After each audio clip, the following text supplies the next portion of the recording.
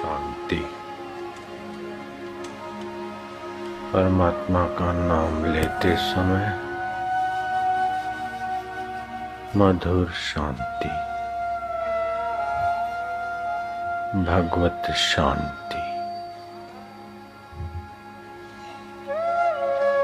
चित्त की शांति, भगवत प्रसाद प्रकट करती।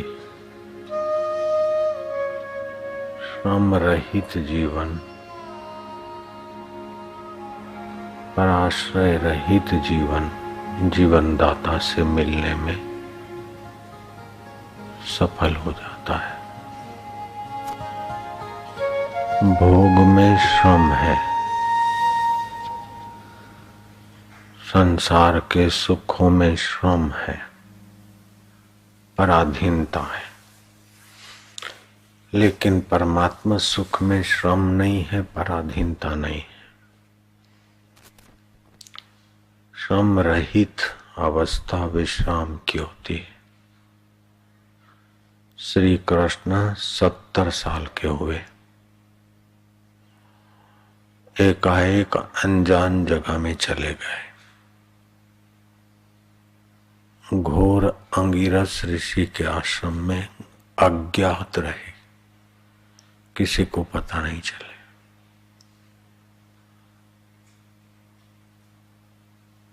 एकांत में साधारण आदमी रहेगा तो खाएगा, पिएगा, सोएगा, आलसी हो जाएगा। लेकिन श्री कृष्ण जैसे और दूसरे आत्मज्ञानी महापुरुषों के शिष्य एकांत में रहेंगे तो श्रम रहित विश्रांति पाएंगे, जहां संकल्प विकल्प नहीं, निद्रा नहीं, आलस्य नहीं, देखने सूंघने चखने का विकारी सुख नहीं, शांत आत्मा। श्वास अंदर गया, भगवत नाम 12 गिना, फिर गिनती भी भूल जाएंगे। निसंकल्प अवस्था, ये ब्राह्मी स्थिति है, ये ब्रह्म परमात्मा से मिलने की स्थिति है। मनुष्य जीवन ब्रह्म परमात्मा से मिलने के लिए ही हुआ है। बाहर से जिनसे भी मिलोगे बिछड़ना पड़ेगा और श्रम होगा। श्रम के बिना, प्रवृत्ति के बिना मन नहीं मानता है तो प्रवृत्ति करें,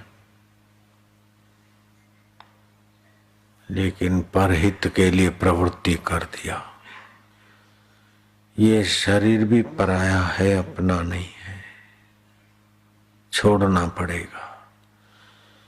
इसको खिलाओ, पिलाओ, निलाओ, धुलाओ, घुमाओ, ताकि श्रम रहित साधन में मदद करे, काम आ जाए। जो न तरे भव सागर नर समाज, अस पाई सो कृत निंदक मंदमती, आत्महन अधोगति जाई। वो बाहर दुनियादारी में भले कितना भी चतुर है, लेकिन वो कृतघ्न है, ईश्वर की कृपा का दुरुपयोग करने वाला है, मंदमती है। छोटी छोटी चीजों में बुद्धि को, मन को, शरीर को और समय को खत्म कर रहा है। राजा भोज ने जवेरी को इनाम देने की आज्ञा दी के मंत्री इस ज्वेलर ने बहुत हीरे परखने में बेजोड़ चमत्कार दिखाया है।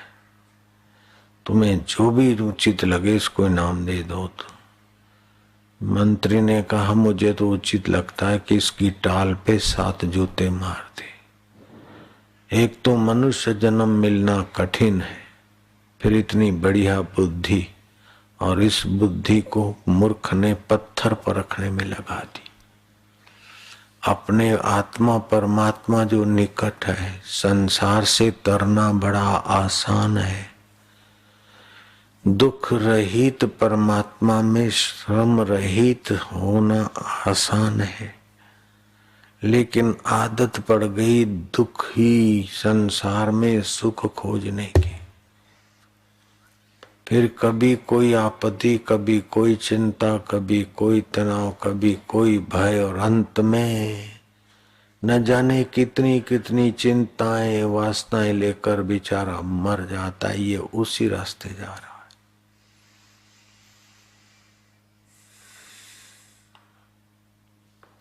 अकेले आए थे, अकेले जाना पड़ेगा। तो अकेले बैठने का अभ्यास करो। उस एक में ही वृत्तियों का अंत करो, एकांत। कितना पसारा करोगे? अपने शरीर के लिए 2 रोटी के लिए कितना करोगे? अपने लिए ना करो, परहित के लिए कर लो। अपने कौन से सुख लेने की भावना से करोगे तो बंध जाओगे। पत्नी से सुख लूं, पति से सुख लूं, रुपयों पैसों से सुख लूं, घूमने से सुख लूं, तो सुख बाहर से सुख लेने वाला परिश्रम, थकान और दुख का भागी बनता है। बाहर कुछ किए बिना नहीं रह जाए तो बाहर दूसरे के तन की, मन की, बुद्धि की, अपने शरीर की थोड़ी सेवा कर लो, लेकिन इससे मजा मत भोगो। मजा अपने आत्मा में शांत होने में, भगवत भाव का चिंतन करते करते, भगवतमय वृत्ति जगाने में। श्रम रहित का अर्थ आलस्य नहीं, श्रम रहित का अर्थ सुनसान नहीं, श्रम रहित का अर्थ है भगवताकार वृत्ति। प्रहलाद चिंतन करते थे कि भगवान नारायण शेष शय्या पर लेटे। वही नारायण का आत्मा मेरा आत्मा है, मैं ही शेष शय्या पर लेटा हूं। चाहे लेटने की कोई भी जगह है, श्वास अंदर जाए सो बाहर आए हम, वही मैं नारायण का आत्मा, वही मेरा आत्मा है। लक्ष्मी जी मेरी चरण चंपी कर रही है, शेष मेरे पर छाया कर रहे, मैं नारायण स्वरूप आत्मा में एकाकार हो रहा हूं। इस प्रकार प्रहलाद अहंग्र उपासना करके श्रम रहित हो जाते। एक होती है प्रतीक उपासना, दूसरी होती है अहंग्र उपासना। है तो शालिग्राम, है तो मूर्ति गुरु की, भगवान की, उनको देखते देखते एक टक फिर उस मूर्ति के देव भगवान में प्रीति पूर्वक चिंतन करते करते शांत होना। उनकी कथा वार्ता गुण लीला, जो भी भजन करने वाला है मूर्ति के आगे बैठता है तो ये नहीं सोचता है कि ये मूर्ति 3,500 रुपये मार्बल की है या पत्थर की है या सोने की है। नहीं, ये भगवान चैतन्य है, आनंद स्वरूप है, ज्ञान स्वरूप है, अंतरात्मा है। इस प्रकार की भावना करके अपने अंतरात्मा में श्रम रहित होता है। श्रम रहित होने से उसे धीरे धीरे भक्ति का रस आने लगता है, फिर रति होने लगती है, फिर प्रीति, रति और तृप्ति होने लगती है। सतृप्तो भवति, वह तृप्त हो जाता है भक्त भक्ति में। ये प्रतीक उपासना होती है। अहंग्र उपासना क्या है कि जो मूर्ति का देवता है वही मेरा आत्मा मैं हूं, मैं वही हूं, सो हूं। ये अहंग्र उपासना है। ये उपासना करते करते तत्व ज्ञान हो जाए तो शांत रस में डूब जाता है। जब शांत रस में डूबता है, शांत रस नित्य नवीन सुख देता है, नित्य नवीन सामर्थ्य और सत्प्रेरणा देता है। उस शांत आत्मा में श्रम की आवश्यकता नहीं है। श्रम पर में होता है, स्व में श्रम नहीं होता है। स्व में प्रीति होती है। गीता में कहा भजताम प्रीति पूर्वकम ददामि बुद्धि योगम तम। जो प्रीति पूर्वक मुझे भजता है उसकी बुद्धि में मैं योग देता हूं। तो भजन किसको बोलते हैं? किम लक्षणम भजनम।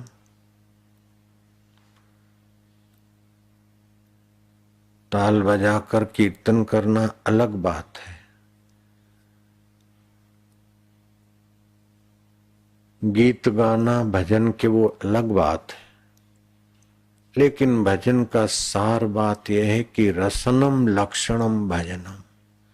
बिना वस्तु के, बिना व्यक्ति के, बिना भोग के, बिना पाप के, बिना पराधीनता के अंतर आत्मा का रस आने लगे, उसका नाम है भजन।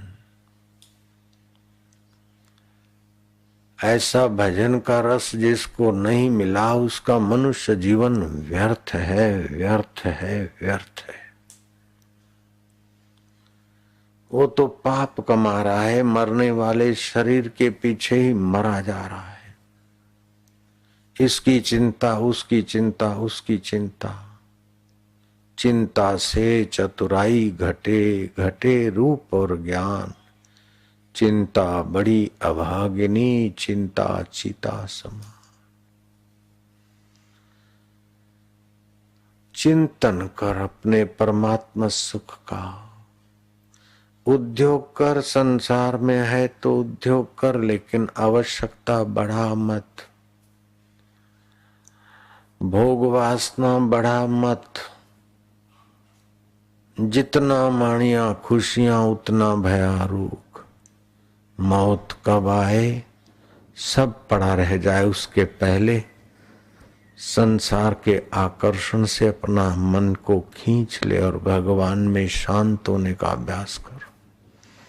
यही तुम्हारी मूड़ी है, यही तुम्हारा धन है और यही तुम्हारा परम मित्र जो सब में अनुस्यूत है। अनुस्यूत का अर्थ समझ लेना फिर से। जैसे तरंग में पानी अनुस्यूत है, गहनों में सोना अनुस्यूत है, मिठाई में मिठास अनुस्यूत है, ओतप्रोत है, दूध में सफेदी अनुस्यूत है, कार्य में कारण अनुस्यूत है। सूती कपड़ा है, इस कपड़े में रुई अनुस्यूत है।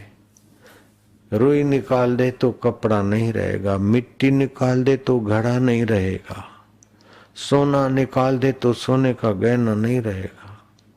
तो कारण सोना है, कार्य गहना है। कारण सूत है, कारण रुई है, कार्य कपड़ा है। तो कपड़े में भी रुई अनुस्यूत है। ऐसे हमारे अंतःकरण में और संसार में परमात्मा सत्ता अनुस्यूत है। दुख आता है जाता है, लेकिन चैतन्य सत्ता देखने वाली दुख सुख में जो स्वप्न आता है बदलता है, नींद आती है बदल जाती है जागृत में, जागृत आता है बदल जाता है नींद में, लेकिन इन सबको जानने वाला साक्षी स्वरूप परमात्मा। मन तू ज्योति स्वरूप अपना मूल पिछान। जहां से मैं करता उस मैं स्वरूप ईश्वर में शांत हो जा। जिसने अनुराग का दान दिया उससे कण मांग लजाता नहीं।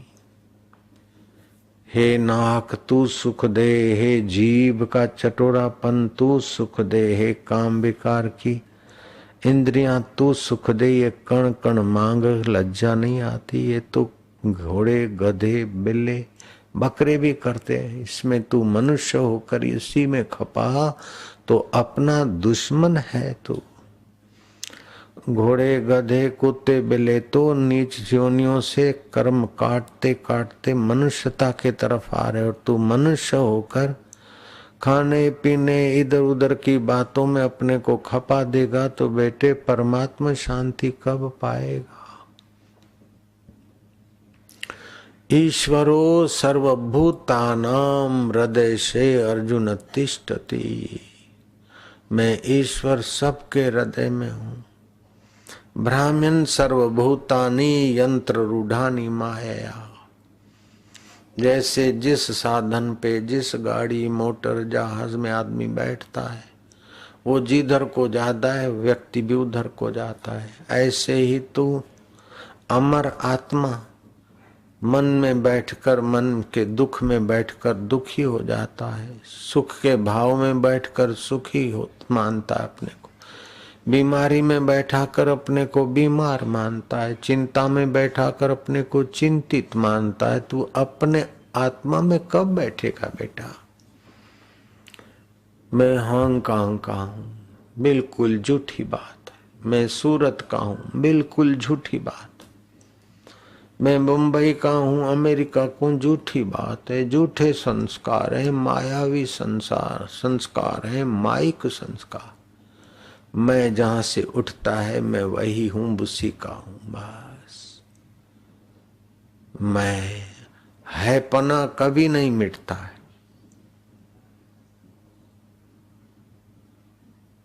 दुख है, सुख है। दुख आता है जाता है, उसको देखने वाला है। बीमारी है, तंदुरुस्ती है, मान है, अपमान है। मैं हूं।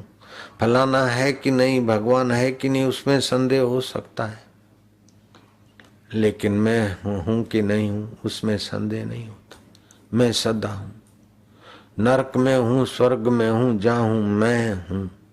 उस मैं में विश्रांति पाना तो तेरा मैं और भगवान नारायण का मैं, तेरा मैं और संसार में मैं जहां से उठता है वो परमात्मा एक है। दीक्षा, वही दिशा मिलती है, मंत्र मिलता है, मंत्र का अर्थ समझाया जाता है। ओम। ओम माना अखिल ब्रह्मांड में सत्य चित्त और आनंद स्वरूप रूप में जो अनुच्युत पर ब्रह्म परमात्मा है, जो ब्रह्मा विष्णु महेश में, देवी देवता में, यक्ष गंधर्व किन्नर में, पापी पुण्यात्मा में जो अनुच्युत पर ब्रह्म परमात्मा है, उसका स्वाभाविक ध्वनि है ओम। नमः, जो सब में अनुस्यत है उसको हम नमन करते। शिवाय, जो शंकर के रूप में भी प्रकट हुए थे और अभी अनुस्युत है सब। ओम नमो भगवते वासुदेवाय। ओम का मतलब तो वही होता है, नमो का मतलब भी हम नमन करते हैं। नमो भगवते, भगवान ब्रह्मा विष्णु महेश, नरसिंह वामन, भगवती देवी गुरु, जो भी भगवत कलाएं हैं, भगवते वासुदेवा, वही बस रहा है।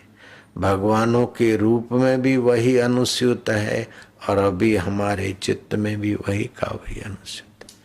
ऐसा अर्थ समझकर मंत्र करने वाले को शीघ्र परमात्मा सिद्धि मिलती। हरि ओम। जिस अनुस्यूत परमात्मा ओम में शांत होने से पाप ताप चिंता दुख और बाहर से सुख लेने की बेवकूफी हर ली जाती है, अंतर आत्मा में सुख शांति माधुर्य मिलने लगता है, उस पवित्र विधि का नाम है हरि ओम। हरति पातकानि शोकानि दुखानि, आदि आदि जो हर ले और अपना स्वभाव हमारे चित्त में भर ले, वह हरि ओम। ओम गुरु, ओम माना वही व्यापक परमेश्वर। गुरु माना जो लघु जीवन से हमको उन्नत कर दे। लघु जीवन क्या है? जीभ का चटोरापन से सुख लेना, आंखों को दिखा कर इधर का उधर का सुख लेना, ये लघु है। विकारी सुख सब लघु है और अपने आत्मा में शांत और आनंद और माधुर्य में आना ये गुरु का ज्ञान है। ओम गुरु, जैसे गुरु का आत्मा व परमात्मा एकाकार हुए, ऐसे हम गुरु और परमात्मा से एकाकार हो रहे। रीम रामाय नमः, जो रोम रोम में रम रहा है और दशरथ नंदन भी बना है। एक राम घट घट में बोले, सबके घट में मैं उठता है वह। दूसर राम दशरथ घर डोले, तीसर राम का सकल पसारा। ब्रह्म राम है सबसे न्यारा। तो चार भगवान हो गए। एक ही भगवान चार रूपों में दिखता है, अनंत रूपों में दिखता है। घट घट में जो चैतन्य अनुस्यूत है, एक राम घट घट में बोले। दूजो राम दशरथ घर डोले, दूसरा दशरथ नंदन बरखर से राम डोल रहे। तीसर राम का सकल पसारा, तीसरे जो सृष्टि करता भगवान है उसका ये पसारा है। चौथा राम सबसे न्यारा। जाओ बेटा, रीम रामाय नमः, रीम रामाय नमः जपो। दशरथ नंदन राम भी है, यहाँ रोम रोम में रमने वाले राम भी हैं, सृष्टि करता राम भी है, और प्रलय होने के बाद भी राम ही राम रहते। जप करते गए, रीम रामाय नमः, रीम रामाय नमः, रीम रामाय नमः। मंत्र की ये विशेषता है कि जप करते करते दोष, पाप और जगत का आकर्षण कम होने लगता और अंतर आत्मा का आनंद, सुख और ज्ञान और प्रभाव प्रकट होने लगता। जितना विश्वास से, तत्परता से, एकाग्रता से और संयम से सज्ज होकर मंत्र उपासना की जाती है, उतना साधक महात्मा बन जाता है। दुष्ट आत्मा जो दूसरों को सताकर दुखी करके संसार में जी रहे हैं, वो दुष्ट आत्मा। सामान्य आत्मा जियो और जीने दो। अपना नुकसान थोड़ा हो भी जाए और दूसरे का मंगल होता है तो अपने को श्रम पड़ा, अपना तन का, मन का, धन का, दूसरों को भगवान में शांत करने और भगवान के आनंद में लाने के लिए सब, वो महात्मा है। महान सुख में शांत हुए और अपने मन को महान बनाया, बुद्धि को महात्मा है। महात्मा ने कहा, ऐसे राम राम जपो।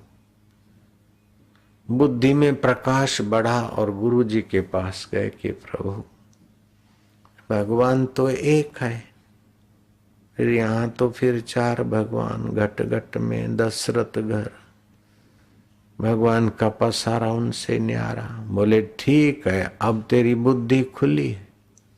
आकाश एक है, लेकिन एक आकाश व्याप रहा है, वही आकाश मेघ में है तो दूसरा बन गया मेघ आकाश, और वही आकाश मठ में, घर में है, तीसरा बन गया, और वही आकाश घड़े में है तो चार हो गए। घड़े की उपाधि से घट घट में हो गया, मठ की उपाधि से मठ वाला हो गया, मेघ की उपाधि से मेघ वाला हो गया। ये तीन उपाधियां हटा दो तो वो महाकाश एक ही है। ऐसे ही जीव भाव हटा दो, ईश्वर भाव हटा दो, सृष्टि बनाने वाले का भाव हटा दो, तो वही परमात्मा सब में अनुस्यूत है। एको देव गुणाकेषु सर्वभूतेषु नैना नास्ति किंचितम। उपनिषदों का, वेद का वचन सुन रहे आप। उस अनुस्यूत परमात्मा के सिवा और कुछ भी नहीं। जिधर देखता हूँ खुदा ही खुदा है, खुदा से न कोई चीज जुदा है। जब अव्वल और आखिर खुदा ही खुदा है तो अब भी वही है, क्या उसके सिवा है। गहने नहीं बने थे तो सोना था, और गहने तोड़ डालेंगे तो सोना रहेगा। तो अभी क्या है? तरंग नहीं थे तभी पानी था, और तरंग शांत हो जाएंगे तो पानी रहेगा। तो अभी तरंग है तो क्या है? पानी है। बस इस प्रकार विश्रांति पाने से अपने भगवत स्वरूप का अनुभव हो जाता है। यही मनुष्य जीवन और बुद्धि का फायदा है, नहीं तो फिर बेकार है मनुष्य, धोखा है। ये मेरा मकान, ये मेरा पार्टनर, ये मेरा, अपने को तो जानता नहीं, वो मेरा मेरा करके मर रहा है। ये मेरी इज्जत है, ये मेरा बैंक बैलेंस है, ये मेरा दुख है, सुख।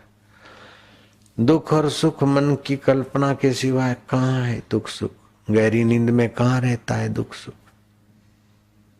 मूर्छा में कहाँ रहता है दुख सुख? समाधि में कहाँ रहता है?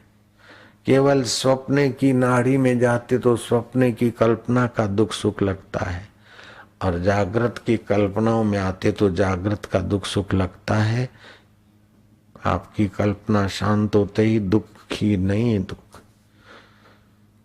दुख और सुख स्वयं प्रकाश नहीं है, तुम्हारे से प्रकाशित होता है। फिर भी उसी में मरे जा रहे हैं। सुखी होने के लिए देश गए, परदेश गए, घूमे, करे, फर्नीचर बढ़ाया, लेकिन आखिर क्या? ओवन ले आई, अब तो बस ब्रेड डालूंगी, ये बना लूंगी, बर्गर बना लूंगी, मजा आएगा। अरे आंतों की बीमारी होगी बेटे। जितना बाहर से सुख अंदर भरोगे उतना शरीर लाचार, मन गुलाम। खाओ लेकिन स्वास्थ्य का ख्याल करके, बाकी का समय बचाकर अपने परमात्मा के स्मरण में आओ। शिष्य ने राम नाम रटा गुरु मंत्र।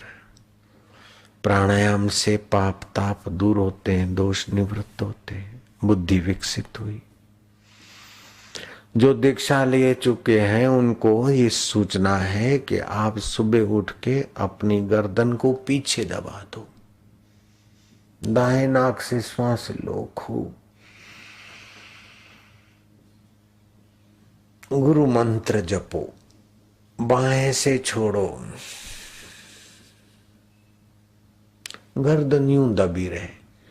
इससे क्या होगा कि जहां चोटी रखते हैं वहां बुद्धि का नाड़ी जाल है, उस पर दबाव पड़ने से गुरु मंत्र के जप से बुद्धि की शुद्धि होगी, जो संसार में भटका रही है, अनेक जन्मों के संस्कार है गिरा रही है, वो बुद्धि थोड़ी भगवान और गुरु मंत्र के प्रभाव से शुद्ध होगी, भगवान के सुख में प्रवेश पाने के काबिल होगी। हथौड़ी से कपड़ा नहीं सी सकते हो, सुई से सियोगे, क्योंकि सुई सूक्ष्म है। ऐसे बुद्धि मोटी होती है तो परमात्मा और जीवात्मा जैसे सुई दो कपड़ों को जोड़ देती है, ऐसे सूक्ष्म बुद्धि आत्मा परमात्मा का मेल करा देती। तो खड़े होकर पहले ऐसे ही प्राणायाम किया, दाएं नाक से श्वास लिया, लो लो खूब लो। धूप वाले बेटे धूप करो, लो श्वास अच्छी तरह से, गर्दन सीधी, रोक दो, गुरु मंत्र का जप करो।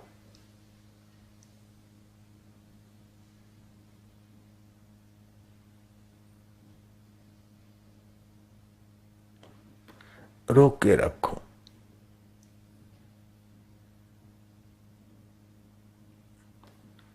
बाहें नाक से धीरे धीरे निकालो, एकदम खाली कर दो, एकदम खाली।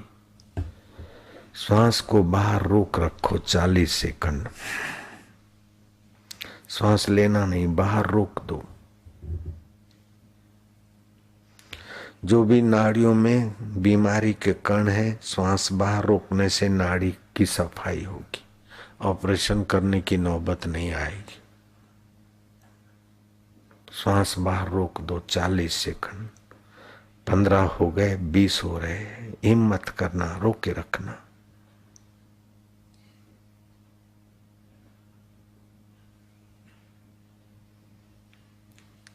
तीस हो गए, हिम्मत से रोके रखो। थोड़ी घुटन भले सह लो, लेकिन शुद्धि होगी तन की मन की। अब ले लो श्वास। अब श्वास अंदर भरो, धूप वाले चारों तरफ अच्छी तरह से धूप करो। श्वास भरो भरो भरो भरो, रोक दो।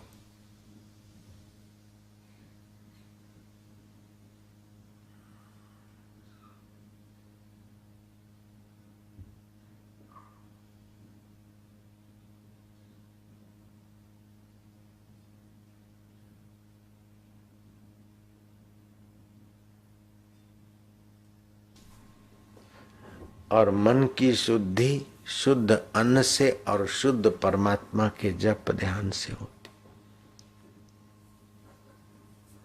जो अपने लिए ही कमाते हैं वो अन्न नहीं खाते, पाप खाते। कमाई का कुछ हिस्सा सत्कर्म में नहीं लगेगा तो बुद्धि मन भगवान के रास्ते नहीं लगेगा। अशुद्ध आजकल की कमाई। तो पहले के जमाने में तो बोलते थे 5वां हिस्सा दान करना ही चाहिए, 20%। अब कल युग है, 5वां हिस्सा नहीं तो 10वां हिस्सा तो सत्कर्म में लगा देना। और जिनको संतान वंतान नहीं है वो तो हजारों हजारों संतान अपनी समझकर ब्रॉड हो जाए और जीते जी सत्कर्म में लग जाए। मरने के बाद माल ले जाए मक्कड़, उससे तो अपने हाथ से ईश्वर की प्रीति के लिए सत्कर्म करे। कब डर डर हो जाए कोई पता नहीं। मौत पूछ के नहीं आती और रुकती भी नहीं। जब आती है तो 2 मिनट का इंतजार करो, फिर मैं चलता हूं, नहीं मानेगी। इसीलिए क्या पता कब मरना है। अच्छे काम में लग जाओ, साधन में लग जाओ, सत्कर्म में लग जाओ, ममता हटाने में लग जाओ। बस दुनिया की ममता हटती जाए और भगवान में ममता बढ़ती जाए। निठ त पिंजरो छड़णू पवंदई, ये शरीर पिंजरा तो छोड़ना पड़ेगा बेटे। लोक हिन यमा लडणू पवंदई, पो दाद कंदे दरवेश जोगेड़ा छड़ हिंजरई पिंजरे जी ममता। धन जी ममता, वाह भाई जी ममता। एकांतवास, अल्प देखना सुनना, बाकी का अंदर का सुख। बहुत बड़ी बड़ी संभावना है भगवान में शांत होने से। बड़ा सुख, बड़ी शांति, बड़ा मंगल होता है। 7-7 पीढ़ियों का मंगल हो जाता है। अकेले में बैठकर ईश्वर शांति में अथवा संसार में सेवा करते हुए ईश्वर के नाते करे, वो आदमी अपने लिए दूसरों के लिए बड़ा उपकारी। जो खुद के लिए खाता है, खुद के लिए सुखी रहता है, वो अपने लिए भी मुसीबत है, दूसरों के लिए भी मुसीबत है। स्वार्थी टट्टू। जिसके जीवन में सेवा नहीं, परोपकार नहीं, प्रभु प्रीति नहीं, वो तो धरती पर बोझा है, बोझा। मरने के बाद वृक्ष होएगा कि क्रिकेट होएगा कि गधा होगा कि भैंसा होगा, उसके कर्म की गति ऐसी कहीं ले जाएगी। इसीलिए अपना समय सबसे ज्यादा कीमती, तो कीमती से कीमती, सबसे ज्यादा कीमती जो परमात्मा है उसको पाने में लगाना बुद्धिमानी है। जो छोड़ के जाना है उसमें समय लगाना क्या बुद्धिमानी है।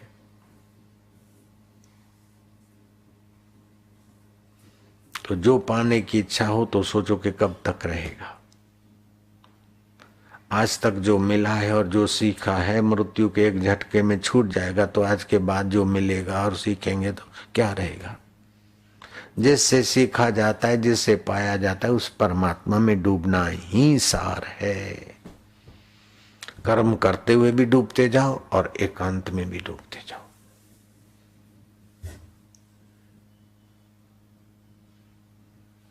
6 प्राणायाम अपने पूरे कर लो।